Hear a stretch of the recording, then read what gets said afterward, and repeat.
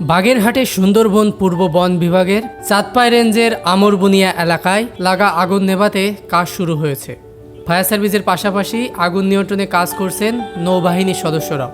আন্তর্বাহিনী জনসংযোগ পরিদপ্তরের পাঠানো এক বিজ্ঞপ্তিতে এ তথ্য জানানো হয়েছে। আইএসপিআর জানায়, সুন্দরবনে আগুন নিয়ন্ত্রণে স্থানীয় প্রশাসন সহ কাজ করছে নৌবাহিনী। রোববার সকাল 8টায় ফায়ার সার্ভিসের 3টি ইউনিট আগুন নেভাতে কাজ শুরু করেছে। পুলিশ, উপজেলা প্রশাসন, বনরক্ষী এবং স্থানীয় বাসিন্দারাও এতে অংশ নিয়েছে। শনিবার বিকেল 2:45টায় সুন্দরবন পূর্ব বন বিভাগের চাঁদপাই রেঞ্জের আমরবুনিয়া এলাকায় অগ্নিকাণ্ডের খবর পান বন বিভাগ। খবর পেয়ে বন বিভাগ, ফায়ার সার্ভিস ও পুলিশ ঘটনাস্থলে উপস্থিত হন।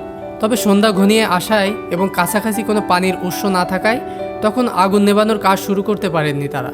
বিষয়টি নিশ্চিত করেছেন ফায়ার সার্ভিস এবং সিভিল ডিফেন্সের খুলনা বিভাগের উপপরিচালক মামুন আহমদ।